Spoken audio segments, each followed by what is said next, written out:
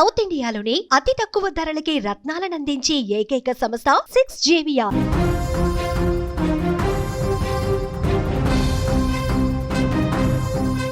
తెలంగాణ రాజకీయాలు హీటెక్కుతున్నాయి. వచ్చే అసెంబ్లీ ఎన్నికల కోసం ప్రధాన పార్టీలన్నీ రూట్ మ్యాప్ సిద్ధం చేసుకుంటున్నాయి. ప్రత్యర్థులను ఇరుకున పెట్టేలా కార్యాచరణతో ముందుకు సాగుతున్నాయి. ఈ క్రమంలో ప్రధాన ప్రతిపక్షం బీఆర్ఎస్లో మాజీ మంత్రి ఎమ్మెల్యే మల్లారెడ్డి వ్యవహారం హాట్ టాపిక్గా మారింది.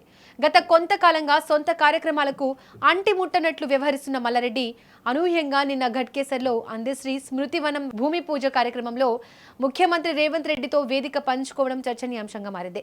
ఈ సభలో రేవంత్ రెడ్డి గులాబీ బాస్ కేసీఆర్ను తీవ్ర స్థాయిలో విమర్శలు గుప్పిస్తుంటే అదే వేదికపై ఉన్న మల్లారెడ్డి మౌనంగా ఉండడం రాజకీయంగా కొత్త చర్చకు దారితీసింది. అయితే ఈ సభలో కేసీఆర్పై రేవంత్ విమర్శలు చేసిన మల్లారెడ్డి మౌనంగా ఉండడం తీవ్ర చర్చనీయాంశంగా మారింది. ఇదిలా ఉంటే గత కొన్నాళ్ల నుంచి రాష్ట్రంలోని రాజకీయ పరిస్థితుల నేపథ్యంలో మల్లారెడ్డి పార్టీ మారబోతున్నట్లు జోరుగా ప్రచారం జరుగుతోంది. నిజానికి రాష్ట్రంలో కాంగ్రెస్ ప్రభుత్వం అధికారంలోకి వచ్చిన మొదట్లోనే ఆయన కారు దిగి కాంగ్రెస్ గూటికి చేరేందుకు ప్రయత్నాలు చేశారని, ఇందులో భాగంగా కర్ణాటక సీఎం డీకే శివకుమార్తోనూ భేటీ అయ్యారనే టాక్ వినిపించింది.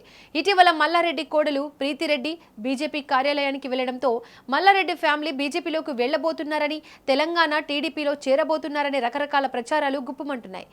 అయితే నిన్న సరూర్నగర్లో బీఆర్ఎస్ యువ సంగ్రామ సదస్సు ఉండగా ఆ కార్యక్రమానికి డుమ్మా కొట్టిన మల్లారెడ్డి సీఎం రేవంత్ రెడ్డి సభకు మాత్రం హాజరు కావడం ఇప్పుడు హాట్ టాపిక్ అయింది. తన నియోజకవర్గంలో జరుగుతున్న కార్యక్రమం కావడం వల్ల ప్రోటోకాల్ ప్రకారం సీఎం సభకు హాజరయ్యారని భావించినప్పటికీ కేసీఆర్ను విమర్శిస్తుంటే మౌనంగా ఉండడం కారు పార్టీ కార్యకర్తలను ఆగ్రహానికి గురిచేస్తోంది. అయితే సీఎం సభకు హాజరైన మల్లారెడ్డి అసలు వ్యూహం ఏంటి?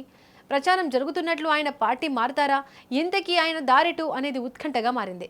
అయితే ఈ వ్యవహారంపై మల్లారెడ్డి చాలాసార్లు స్పందించినా ఖచ్చితంగా బీఆర్ఎస్తోనే ఉంటానంటూ స్పష్టంగా చెప్పలేకపోయారు. మల్లారెడ్డి పార్టీ మార్పుపై మీడియా ప్రశ్నించినప్పుడు ఇప్పుడు బీఆర్ఎస్లోనే ఉన్నాను కదా అంటూ మాట దాటే ప్రయత్నం చేశారు.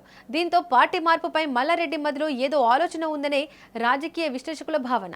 దానికి తోడు తాజాగా జరుగుతున్న రాజకీయ పరిణామాలు కూడా మల్లారెడ్డి పార్టీ మార్పుకే మొగ్గు చూపుతున్నారనే సంకేతాలు కనిపిస్తున్నాయి. చూడాలి మరి మల్లారెడ్డి పార్టీ మారతారా? శ్రావణ మాసంలో మల్లారెడ్డి ఏం చేయబోతున్నారు అనేది మరికొన్ని రోజుల్లో కాలమే సమాధానం చెప్పనుంది.